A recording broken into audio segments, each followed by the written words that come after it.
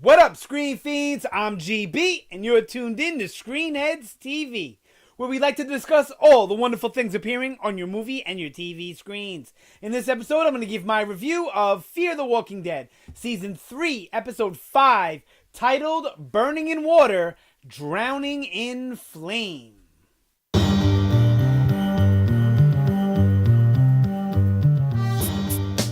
Alright, so Fear the Walking Dead, Season 3, Episode 5.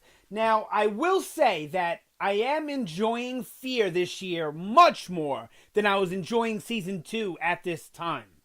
I feel like they have a better supporting cast this year, better actors, a better caliber of a supporting cast, to go with our main characters.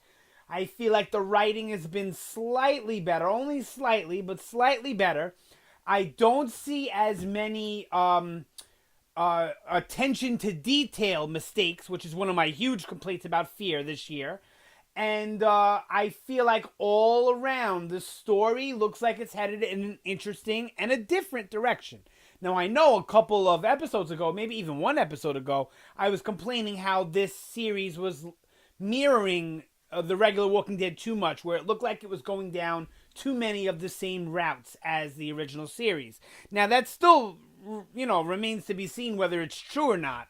And I still feel like there is a huge opportunity for them to still do that and go down the Walking Dead route. But I will say that they also have an opportunity to spin this story in a direction that takes the entire thing in a totally new direction. Again, a totally new way.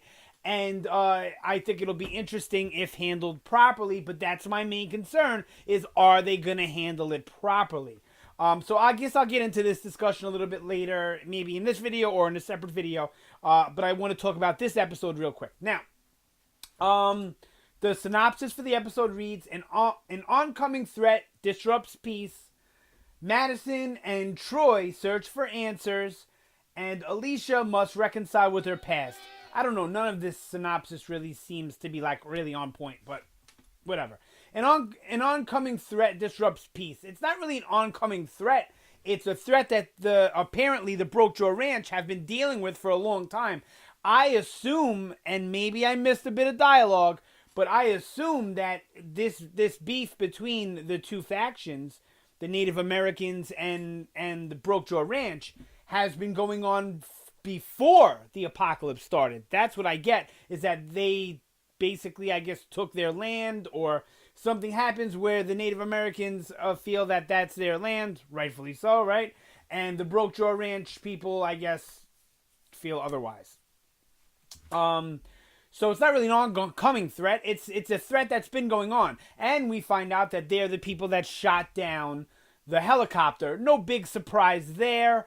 But I am starting to get worried that they're going to play it in some way, and I hope I'm wrong, and I think I'm wrong, but I really don't want to be right, but I got to put it out there for you guys. I feel like they might do this in a way where we find out that Travis isn't dead.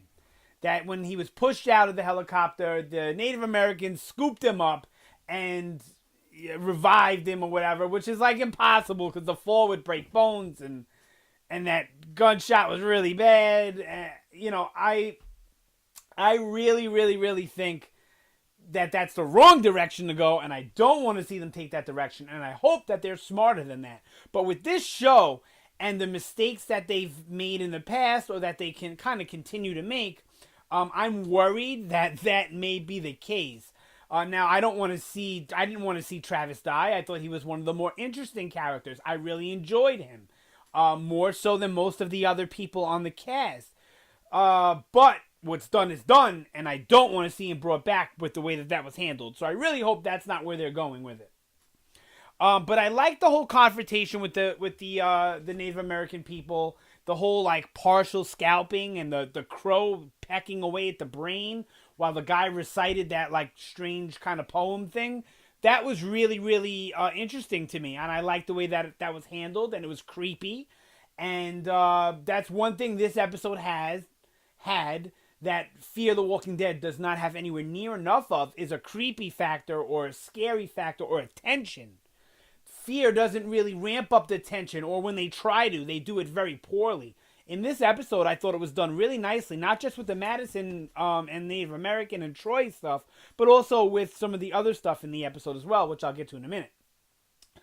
So I liked all that. I liked how they took the shoes and the guns and the vehicles, and I don't know. I feel like Brokejaw gave it up a little too quick, but they were vastly outnumbered, so I guess that's, that one's okay, gets a pass, right?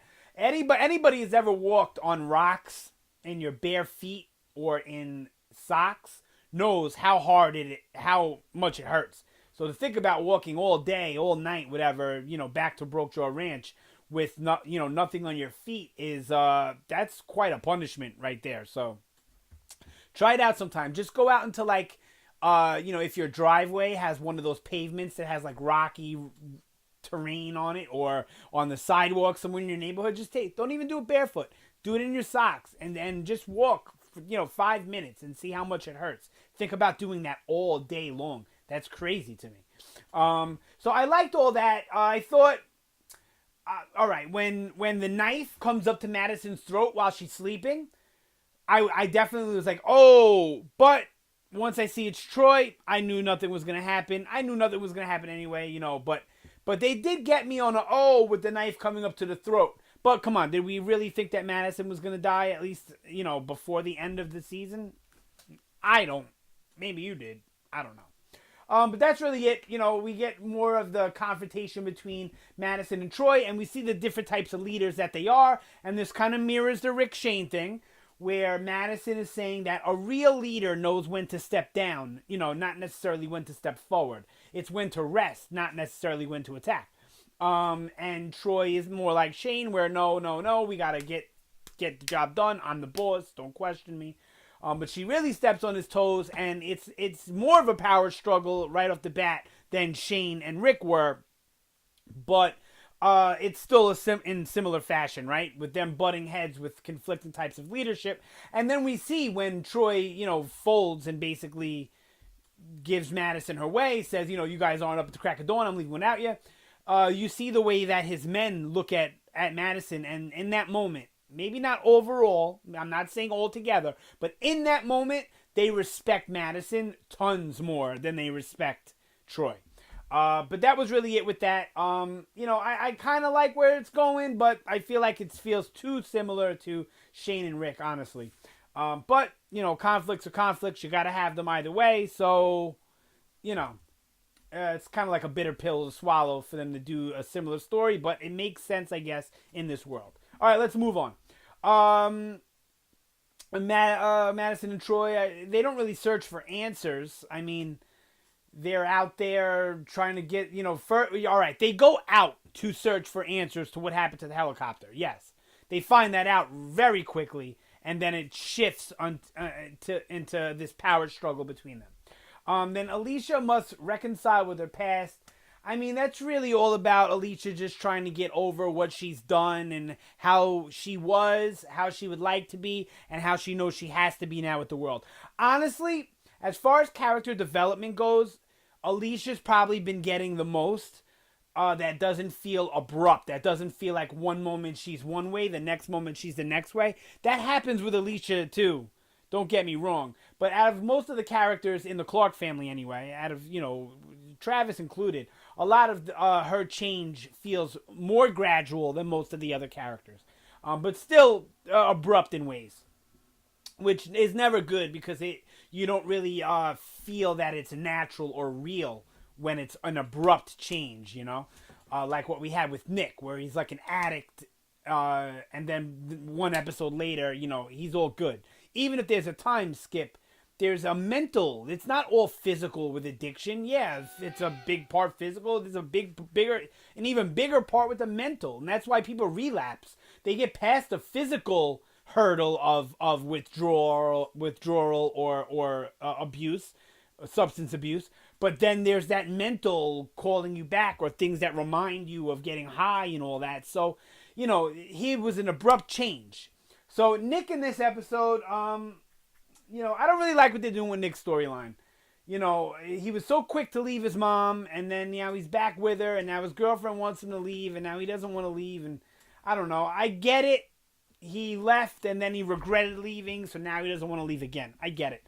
But what I don't get is why Luciana wants him to leave his family. Why she's not telling him, try and get your family to come. She's got to understand that that's Nick's people. That's her family. If Luciana still had family... Am I saying her name right? Luciana? If she still had family alive or around her, she wouldn't want to separate from them either.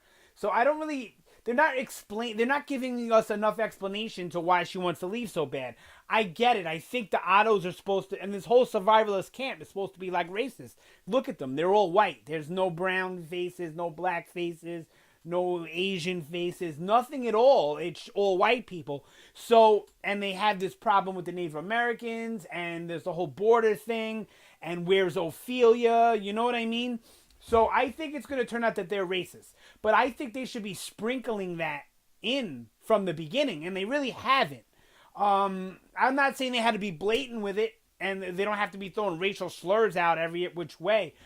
But they should have been a little less subtle with it. Like, if you weren't paying attention, all the people that they were, not all, but most of the people that they were bringing to be executed with Troy in them were, Mexican people. But they were coming from Mexico, so... and there was a couple of white people in there too. So it wasn't really enough for us to suspect that these people are, racist. And that's what Luciana either experienced or what she senses from them.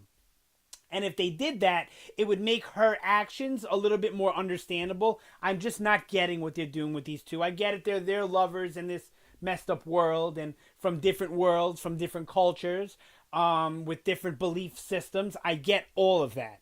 But the way it's being handled, like most things with Fear, the ideas are good, the ideas are there, but the execution and the way that they go about it usually falls flat. And that's what's happening here with, I feel, Nick and Luciana and the Otto's good, bad type of thing. Are they good, are they bad? We're getting a lot of the good, none of the bad, and they should be kind of playing with that a little bit, I feel. All right, lastly, before I take away too much time out of your day, I want to talk about Strand and Daniel, which was by far the best part of the episode. In my opinion, I love those two characters. I love them together and the way they chew up each other's screen time or whatever. The way they chew the screen together is amazing to me. I love those two together. I was upset when they were going back to the hotel, but I'm so happy to see the hotel is overrun. And all of those terrible, terrible characters and terrible people are either dead, walkers, or off not living up the lap of luxury in a nice cushy resort. You know what I mean? So yeah, definitely that. And the tension was there in that scene too, because we all know that Strand was lying to Daniel, and the fact that Daniel left Strand like that to die was awesome. But we can kind of see where it's going, where Daniel's going to go back to the dam and run that joint. But maybe not. He wants to find Ophelia, so maybe he's going to be out looking for Ophelia.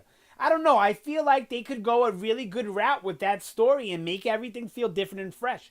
If Daniel maintains going after Ophelia and then finds her with those Native American people, and then they're talking about how the Ottos are racist, and now we got a war with Ophelia and Daniel and the Native Americans against the Clarks and the Ottos, but the Clarks don't really want to be part of that war. So that could be a really, really fun storyline. And if it's handled correctly, which, like I said, that's my concern, it could be really powerful. If it's not handled correctly, it's going to come across really cheesy. It'll probably be over way too abruptly, and we won't really get much character growth or development out of it, which is really what we need out of every major storyline. We need growth. Not only progression of the story, but we need growth of characters. We need character development. We need plots to be concluded, as well as new plots to be opened up. So we need all of that stuff, and if they don't do it correctly, none of that is really going to matter. So this episode was good. Was it my favorite all season? I don't know. It's neck and neck with episode 1, which was my favorite episode of the season. And I liked the start of episode 2 because it was definitely a surprise, and I liked the way it was handled, but I didn't like the rest of episode 2, And then episode 3 was just okay to me. Actually, no, episode 3 was the one I didn't like. Episode 4 was better than 3. It was just okay. I don't know. This was a good episode. It was all right. It still feels too networky to me. This show is not risky enough. If they don't have enough of cojones, let's say, right, to do things like put a blatantly racist character in there, or show a lot of Walker violence, and or deal with a lot of these character issues that The Walking Dead deals with. They even are a little too safe when it comes to certain storylines in the regular Walking Dead. But they're risky enough with the rest of the show that it doesn't really hurt it that much. Whereas in Fear, they play it safe far too much, especially for this type of subject matter on this network. We don't expect them to play it safe, showing us a few zombies here and there, or people kind of dying off screen, or not in violent or bloody ways. You know, we all notice that. It doesn't feel right for this world, for this show, for this network. And that's a big problem with it. So until they correct that, I don't think I'll ever be 100% happy with the show. But I like where they're going so far with this season. I hope it sticks to that and it doesn't start to veer to the point where it's like, who cares, or end the season already, you know? Just shoot me, please. Hopefully it doesn't get to there. So I would like to see this growth, this improvement continue. Sound off down below. Let me know what you thought about this episode, this season of Fear. Anything Fear related, or just Fear in general, Walking Dead, anything like that. Sound off down below. Like to get into those discussions. Yep, thanks again for watching. Always appreciated. You guys have a fantastic day, and I will see you next time.